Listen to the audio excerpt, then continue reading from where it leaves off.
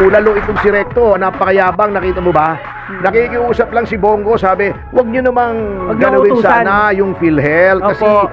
nagmamalasakit lang yung tao sa mga Pilipino, lalo na sa mga pangkaraniwang Pilipino, natatakot magpa-ospital dahil yung panggasto. Sasabihin ba naman, Wag wag daw nyo kami utusan. utusan. Abay, may karapatan po na sabihin. Ano ba siya, appointed? Appointed, di ba, Finance Secretary? Opo. Alam nyo, Bakit salbahe? Mr. Recto, kung hindi ba naman ulalo itong si Remulla, para siyang hindi abogado, sasabihin pa, dilatory tactics are always the problem. That's what lawyers get paid for. How to delay the case. May siraulo ka. Para ka hindi abogado. Hindi mo alam kasi ang proseso. October 16, kahapon. Yan. Okay. Ito ang storya ha. Basahin ko sa inyo verbatim. Sa pagbisita ni Ilocos Norte 1st District Congressman at House Majority Leader Sandro Marcos sa Lawag City, sinabi niya na walang makakalusot sa mga taong nasa likod ng maanumalyang flood control. Sinabi niya na nag-uusap sila kasama si President Ferdinand Marcos, Ombudsman Crispin Remulla at ang Department of Justice. Bakit kinakausap yung Ombudsman tungkol dito? Hindi ba independent Yun. ang Ombudsman? Bakit sinasabihan nyo na ganito, ganon? Nakalimutan niyo na ba? Bakit nagsasuggest kayo? Yun. Eto pa, natatawa ko kay Sandro. Opo. Sabi niya, hindi ko pinangpangunahan ng Pangulo pero pangako natin sa inyong lahat na nakita nating lahat na nagalit ang Pangulo sa kanyang SONA, ikukulong talaga nating lahat ng mga taong nasa likod ng mga kabulastugan na ito at sana sa next few weeks. Take note, ikukulong natin. Legislator ka, hindi ka nagpapakulong, boss. Grabe, Gumagawa ka no? ng batas. Nung sinabi niya next few weeks, sinabi din Ala. ni Remulla, dadalian natin yan. Akala ko ba independent? Bakit kumukuha kayo ng direksyon sa isang congressman kahit ba anak ng presidente yun? Hindi ba independent? Yes. Nagpapatunay lamang yung sinasabi natin na kapag si Remulla ang naging ombudsman, tuta yan ng Malacanang. Oo. Ito po, Naku, boss, mali na ho yung direksyon nyo. Knock-knock. Eto pa, dagdag pa ng House Majority Leader na kung merong alam ang mga tao na anomalya sa flood control, sabihan lang siya. Kailan ka naging investigador ng ICI? Pwede sigurong sabihan siya. Isusumbong niya roon, siguro. Pero, bakit kumakausap ka direkta sa ombudsman? Independent yan Ang pangit ng dating boss. Wala. Na hanggang ngayon tingin nyo, alter ego ng Pangulo ang ombudsman. Bakit ikaw? Gagalit niya si Ka Joel. Nagpapakyut siya, sumasakay siya sa sa issue, nabubuking tuloy. Opo. Natau-tauhan nila yung ombudsman. Yan ang sinasabi kong danger. Di Yan ba? Nakikita na yan. Kitang-kita na yung pattern. Kita mo eto. Yung sinabi niyang less than weeks, bumanat naman si Remulla, nagdidikta naman sa mga hukuman. Dapat daw, wala pang isang taon, wala pa nga daw isang buwan Dapat meron ng resulta. Paano nangyari yun? Yan ang hirap kasi, kung hindi ka nakakakita ng loob ng courtroom, hindi mo alam ang nangyayari sa courtroom. Hindi mo pwedeng sabihan yung korte, bilisan nyo. As ombudsman, nag-imbestiga ka, magpa-file ka, yung korte may independence yan. Bakit ba gustong saklawan lahat ng executive ang lahat ng functions? Kanya ako, sinasabi ko sa inyo, wala na akong kumpiyansa dyan sa ICI. Ulalo itong si Recto, napakayabang, nakita mo ba? Nakikiusap lang si Bongo, sabi, wag nyo namang Wag niyo galawin utusan. sana yung PhilHealth kasi Opo. nagmamalasakit lang yung tao sa mga Pilipino, lalo na sa mga pangkaraniwang Pilipino, natatakot magpa-ospital dahil yung panggasto. Sasabihin ba naman, Wag niyo daw kami utusan. Abay, may karapatan po na sabihin. Ano ba siya, appointed? Appointed, di ba, Finance Secretary? Opo. Alam nyo, Bakit salbahe? Mr. Recto, kaibigan ko yan, kaya lang, alam mo, nagkaroon ng kultura ng yabang. Ayun. Etong administrasyon na to, ang yayabang ng mga Grabe, tao rito. grabe. Akala mo, forever silang Nakaupo. nasa kapangyarihan. Baka may balak nga silang forever, di natin alam. Baka gayahin si Oo. Apo Marcos. 20 years. Patay tayo. Noon naman may communist insurgency naman noon na matindi. Marami namang gulo noon talaga. Ngayon naman wala Mababait ang tao ngayon. Di ba, Mr. Recto, may karapatan po kayong utusan ng Senado, ng lehislatura, Grabe, because no? ang power of the purse, ang pangangalaga sa kaban ng bayan ay iniatang ng ating saligang batas sa lehislatura. Kaya huwag kayong maangas. Kung ako si Bongo, minura ko yun Hindi na lang na hindi ako senador. Oo, mabait si Bongo huwag kang mayabang dito. Oo nga, masama yun. Pero huwag nyo kaming utusan. Talagang uutusan kayo kasi ang nag-approve ng budget lehislatura. Grabe, no? Sasabihin niya, eto Yun pwede, lang. etong pwedeng to gastusin. Mm-mm. Eh, huwag utusan, inutusan mo ang kunin yung sa PhilHealth. Correct. Akala mo nakakalimutan ng taong bayan yung kinuha mo yung 86 billion, no? Ikaw ha. Masyado ka naman eh. Suntukan na lang. No, hindi. Ano ba gusto mo? Hindi, actually, gwapo ka sana eh, kaya lang nabawasan dahil sa sinabi mo. Yun lang. Oo, kasi ang hirap dyan. Alam mo, kaibigan ko sana yan, pero parang si Kiko yan eh. Kung hindi na Sino Kiko? panghilinan, Okay. hindi Barsaga ha. Dalawa na yung Kiko ngayon eh. The better Kiko yun eh. May Okay. tatlo pa, yung best friend ko, si Kiko Aquino.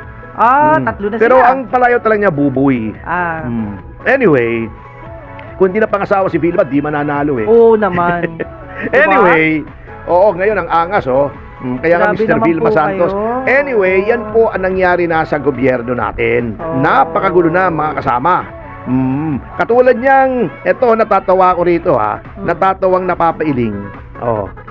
Kita mo, kung saan-saan nila ini-steer, pinapadaan yung investigasyon na napakagulo. Yes. Eto, nakakahalata True. na ako rito ha, hindi ko sa pinagtatanggol yung mga diskaya. May Opo. pattern lang, kita nyo ha. Noong unang Blue Ribbon at si Marcoleta ang nariyan, Opo.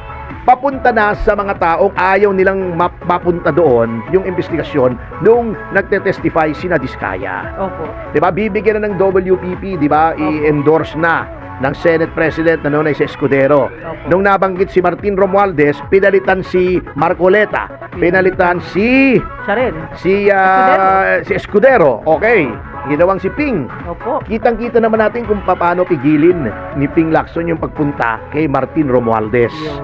Yung mga diskaya, ayaw nang bigyan ng proteksyon.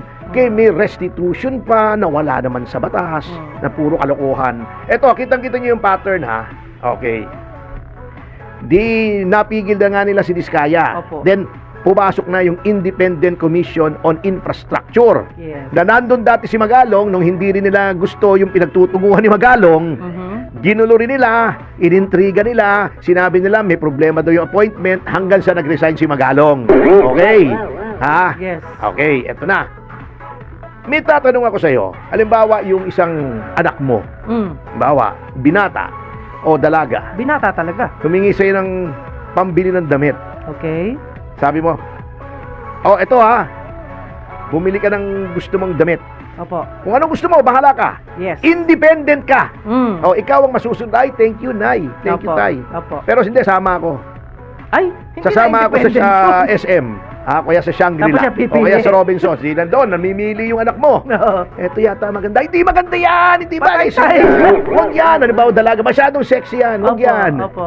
Oh, nandun ka.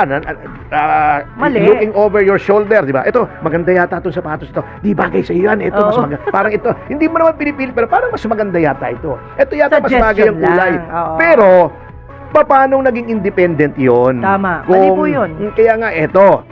Di ba dapat ang ICI independent? Yes.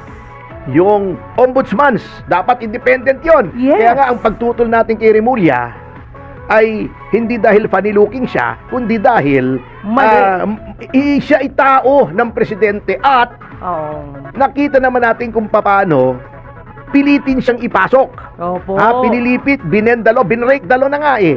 O, kung tutusin eh. O. Attorney, Mm. under ng Tanod Bayan yung kapatid ko na dyan namatay sa kanila. Wala nang tanod bayan ngayon. Hindi, that was ombudsman today. Hindi. Ang tanod Sabi bayan nila. dati. Sabi Hindi. Ay, hindi Ang ba? ang tanod bayan dati Opo. ay Office of the Special Prosecutor ngayon. Oh, Nawala yung tanod bayan. Nawala yung tanod Oo, si Raul Gonzales dati yan eh. Opo. Oo. Kasi Yung from ombudsman, talagang may ombudsman na. Set Then yung aside tanod yun. bayan, yan ang nag-iimbestiga. Okay. Nawala yung tanod bayan, naging Office of the Special Prosecutor, OSP. OSP. Oo, yan yun. Okay. Di ba dapat independent yan? Opo. Ito, matatawa ka. O, ha? Unang-una, yung ICI, nasabi na natin yan, bakit ba laging nandyan si Vince Dizon? Hindi ba siya ay alter ego ng presidente? Opo. Siya nag-iimbestiga. So, parang ganun yun. Bahala ka, bumili ka ng kahit anong gusto mong damit. Pero, May representative nandoon, siya. karay-karay mo yung nanay mo. Oh. Hindi bagay ito. Opo. Hindi bagay ito. Oh, di ba? Yung si Remulla, dumalaw doon nung DOJ secretary. Oh, di ba? Nakausap yata niya yung chairman. Anong sinasabi ng chairman ngayon? Dapat daw may restitution. Same na sinasabi Wow. ni Remulla. Okay, isa na lang ang sinasabi nila. Paano naging independent yan? Ay. Okay. Oh. Ngayon, eto nakakatawa. Kung saan-saan dinadala. Hindi ba nasaan ang nangyari dun sa mga binanggit na mga congressmen? Ano na nangyari kay Martin? Ano nangyari sa maleta? Tahimik na lahat. Nasaan yung, di ba may binanggit na congressman? Yes. Si Hernandez, di ba sabi niya, Opo. pinipilit pa siya ni Lacson.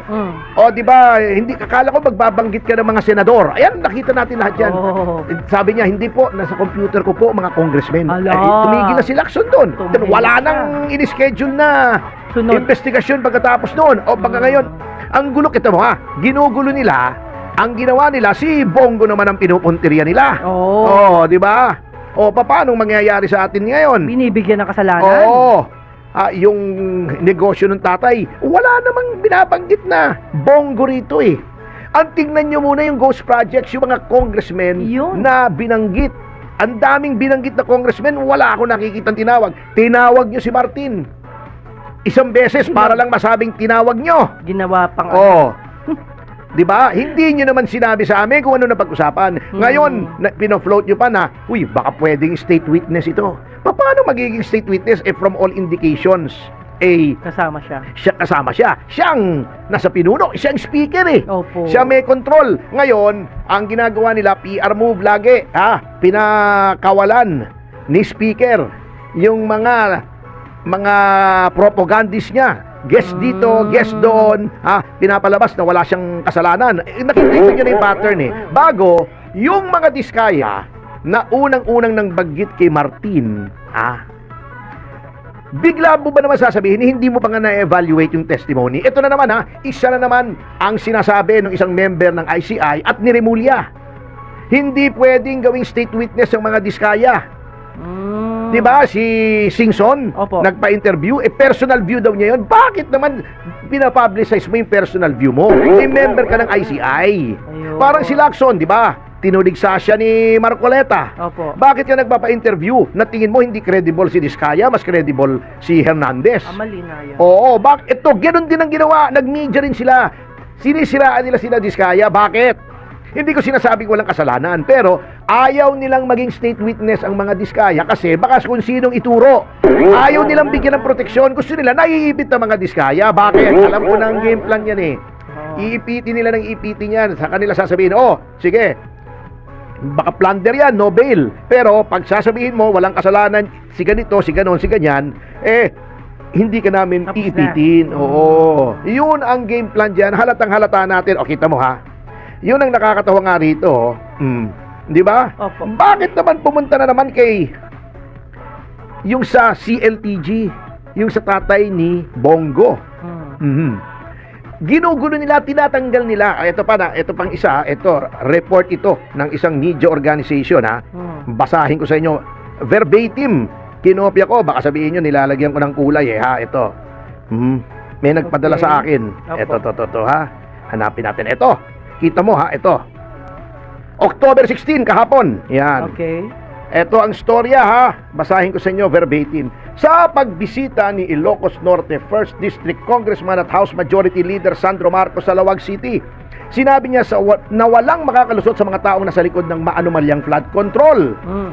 Sinabi niya na nag-uusap sila kasama si President Ferdinand Marcos, Ombudsman Crispin Remulla at ang Department of Justice. Bakit kinakausap yung ombudsman tungkol dito? Hindi ba independent Yun. ang ombudsman? Bakit sinasabihan nyo na ganito, ganon? Nakalimutan niyo na ba? Bakit nagsasuggest kayo? Yun. Eto pa, natatawa ko kay Sandro. Opo. Sabi niya, hindi ko pinangpangunahan ng Pangulo pero pangako natin sa inyong lahat na nakita nating lahat na nagalit ang Pangulo sa kanyang sona, ikukulong talaga nating lahat ng mga taong nasa likod ng mga kabulastugan na ito at sana sa next few weeks. Take note, ikukulong natin. Legislator ka. Hindi ka Ah. nagpapakulong, boss. Ha? Grabe, Gumagawa ka no? ng batas. Nung sinabi niya next few weeks, sinabi din Ala. ni Remulla, dadalian natin yan. Akala ko ba independent? Ah. Bakit kumukuha kayo ng direksyon sa isang congressman kahit ba anak ng presidente yun? Hindi ba independent? Yes. Nagpapatunay lamang yung sinasabi natin na kapag si Remulla ang naging ombudsman, tuta yan ng Malacanang. Oo. Ito po, Naku, boss, mali na ho yung direksyon nyo. Knock-knock. Eto ba, dagdag pa ng House Majority Leader na kung merong alam ang mga tao na anomalya sa flood control, sabihan lang siya. Kailan ka naging investigador ng ICI? Oh. Pwede sigurong sabihan siya. Isusumbong niya roon siguro, pero bakit kumakausap ka direkta sa ombudsman? Independent yan Ang pangit ng dating boss. Ha? Ala. Na hanggang ngayon tingin nyo, alter ego ng Pangulo ang ombudsman. Bakit ikaw? Gagalit niya si Ka Joel. Nagpapakyut siya, Mm. sumasakay siya sa sa issue, nabubuking tuloy. Opo. Natau-tauhan nila yung ombudsman. Yan ang sinasabi kong danger. Di Yun ba? Nakikita na yan. Kitang-kita na yung pattern. Kita mo ha? Eto. Yung sinabi niyang less than weeks, bumanat naman si Remulla, nagdidikta naman sa mga hukuman. Dapat daw, wala pang isang taon, wala pa nga daw isang buwan Dapat meron ng resulta. Paano nangyari yun? Yan ang hirap kasi kung hindi ka nakakakita ng loob ng courtroom, hindi mo alam ang nangyayari sa courtroom. Hindi mo pwedeng sabihan yung korte, bilisan nyo. As ombudsman, nag-imbestiga ka, magpa-file ka, yung korte may independence yan.